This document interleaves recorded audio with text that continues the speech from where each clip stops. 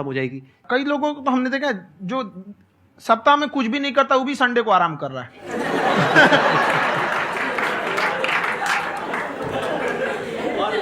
वैसे कहा भी जाता है कि अगर कोई काम आपको करवाना है ना, तो ऐसे किसी इंसान को दो जो बिजी है। हाँ। ऐसे आदमी को मत दो जो खाली है। ये परफेक्ट एग्जाम।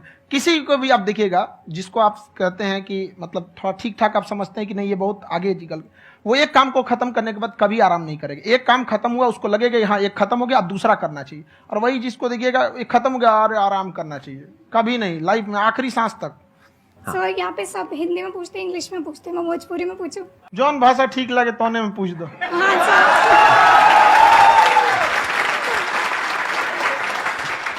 सर ये पूछे के चाहते नहीं कि जैसे हमने के पढ़ाई करी नहीं सर, तो कभी कभी डेली टारगेट्स जो होला वो कंप्लीट ना होला, अगर टारगेट्स कंप्लीट भी होला तो फिर ऐसा इरिटेशन या फिर वो एंजाइटी या फिर कि और करना है या फिर अभी नहीं हुआ वो चीज हमेशा रहेला, तो वो कम कैसे करल जाए?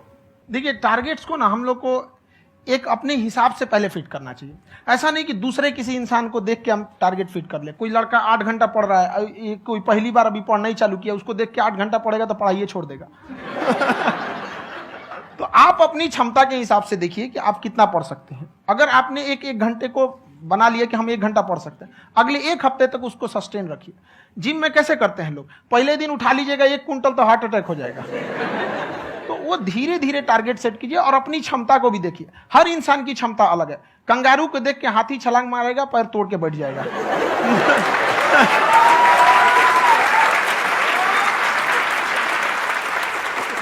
अब संदीप सर का मोटिवेशन देख के इसका मतलब क्या कि ट्रेन के आगे खड़ा हो जाएंगे, ढकेल देंगे तुमको।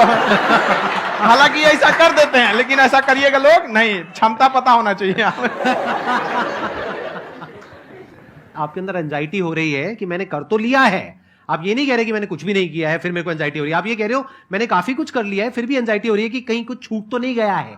तो बेसिकली आपको ये देखना है कि अगर आपके अंदर ये एंजाइटी हो रही है, that means you are a very good student. आप एक अच्छे स्टूडेंट हो। क्यों? क्योंकि बहुत सारे स्टूडेंट्स तो ऐसे हैं उनको पढ़ने के नाम से एंजाइटी होती है।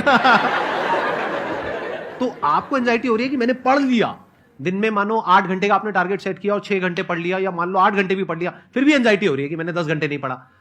तो ये तो अच्छी क्वालिटी है ना, ये तो एक ब्रिलियंट स्टूडेंट की क्वालिटी है। क्योंकि एंजाइटी उसी को होती है जो केयर करता है, जिसको परवाह है, उसी की तो एंजाइटी होती है। जैसे माँ को अपने बच्चे की, जैसे एक माँ को अपने बच्चे को लेकर के एंजाइटी होती है। हंस लो मजाक उड़ा लो मेरा। कोई बात नहीं, एडिट कर देंगे इसको हम। हाँ।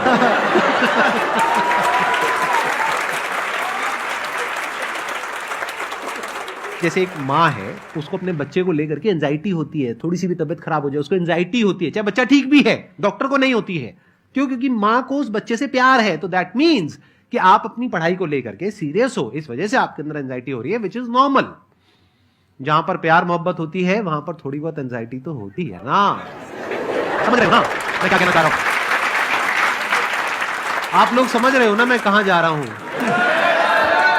जब वो किसी और से बात करती है तो एंजाइटी होती है ना।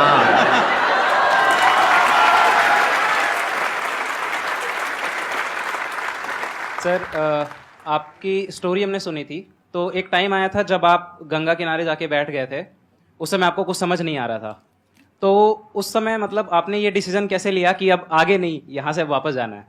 रास्ता ही नहीं था। घर जाने के लिए एटलीस्ट 90 रुपए चाहिए थे, जेब में 40 रुपए थे। कैसे घर जाते हैं? और हम गंगा के किनारे चुपचाप बैठे बैठे हम कहें कि अब बहुत टेंशन हो गया, अब घर जाना चाहिए। रूम पे, तो किराए के रूम पे ही आदमी सारे लोग रहते।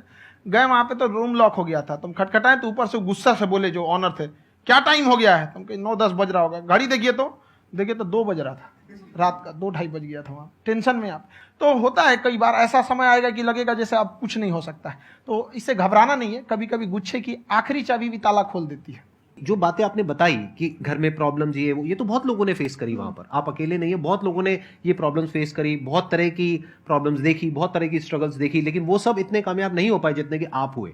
तो आपके अंदर ऐसा कुछ ना कुछ है जो औरों के अंदर नहीं है। तो वो मैं जानना चाह रहा हूं कि वो ऐसा क्या था जहां से कि आपका दिमाग यहां तक सोच पा रहा है कि मैं पूरे इंडिया में इतने बड़े लेवल का चेंज लेकर के आ सकता हूं, एजुकेशन फील्ड में रेवोल्यूशन लेकर के आ सकता हूं। ये सोचना ही बहुत लोगों के बस का नहीं है। मेरी एक खुद की थिंकिंग, अगर हमको कोई 100 रुपए किसी काम के लिए दिया, हम सबसे यही करते हैं, तो हम कोशिश करते हैं उसे 200 का रिटर्न दे।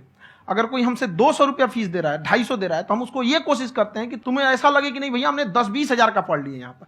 वो ईमानदारी से कभी कमी नहीं। और हमेशा अगर हम प्रॉमिस एक्स का करते हैं तो डिलीवर 4x करना चाहते हैं। ध्यान से सुनना और ध्यान से समझना इस फर्क को। अगर आप समझ पाए तो बहुत आगे जाओगे लाइफ में। एक वो होते हैं जो ये सोचते हैं कि हमें सब कुछ मिल जाए, हमें कुछ भी करना ना पड़े। दूसरी कैटेगरी होती है लोगों की जिनको जितना मिलता है उसमें भी चोरी चकारी करते हैं या कोशिश करते हैं कि उससे कम दे सामने वाले को जितना कि हमें मिल रहा है। तीसरी कैटेगरी होती है लोगों की जो इनके जैसे लोग होते हैं। वो क्या करते हैं, वो ये सोचते हैं कि अगर मैंने किसी से 1 रुपए भी लिया, देखा जाए तो 200-250 रुपए कुछ भी नहीं होता है, 200-250 रुपए अगर मैंने लिया तो कैसे उसको 400 रुपए की वैल्यू दूं। ये जो थिंकिंग है ना, यही एक फर्क होता है एक ऐसे इंसान में जो बहुत आगे निकल जाता है और उस इंसान में जो मीडियोकर रह जाता है। आप अपने आप के ऊपर समय दीजिए, उसको डेवलप कीजिए। जब आप अपने आप के ऊपर खर्च करते हैं तो आने वाले समय में लोग गूगल पे आपको सर्च करते हैं। क्या बात है सर, ये आपने अभी बनाया है या ये कोई पुराना आपका वो है? बनते रहता है इसे, फ्लो में बन जाता है। आपके अंदर ना सर एक कवि छुपा हुआ है कहीं ना कहीं जो बाहर आना चाहता है। कभी ना कभी आपने सोचा होगा कुछ। हाँ, कभी कभी देखिए, एक चीज है, संगत का बहुत अच्छा असर पड़ता है। ये चीज को हमेशा, संगति का मतलब लोग हल्के में ले लेते हैं। संगति का मतलब होता है संग संग गति। तो अच्छे लोग के साथ रहेंगे तो संग संग अच्छी गति होती जाएगी, खराब में रहेंगे तो ये भी होता है। बट अपने आप को थोड़ा सोचना चाहिए कि हम केवल जी के मर जाएं इसके लिए नहीं आए हैं। लोग कहते हैं कि सर नाम क्यों नहीं बताते अपना। हमारी एक ही सोच है कि जाने के बाद इस दुनिया से हमको मतलब एक चीज देना चाहते हैं स्टूडेंट्स को कि वो याद करें कि इस पैसे की भाग दौड़ की दुनिया में हर कोई दोनों हाथ से लूटने में लगा है, खाली हाथ जाने के लिए ये सबको लगा है। तो हर कोई को ये सोचना चाहिए कि था कोई इंसान जो इतने कम फीस में इतनी शिक्षा जो महंगी थी, जो कमाने का रास्ता था, उसको भी एकदम कंपटीशन इतना कर दिया कि अब लोगों को अपनी फीस बढ़ाने में डर लगता है कि अरे यार, लड़का कमेंट करता है कि खान सर इतना ले रहे हैं, आप बहुत बड़ा टीचर हो गए।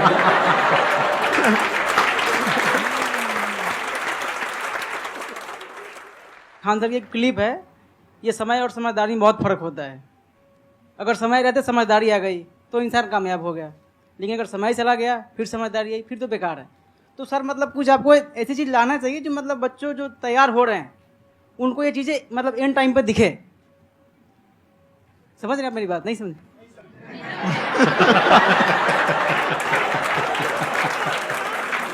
यही होता है सर का मोटिवेशन ज्यादा हो जाता है।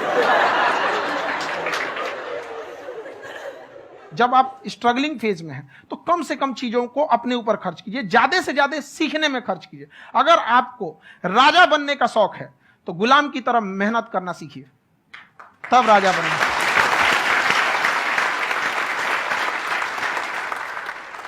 ये दुख, ये दर्द, ये सब तेरे अंदर है। तू अपने बनाए इस पिंजड़े से बाहर निकल के देख, तू अपने आप में एक सिकंदर है।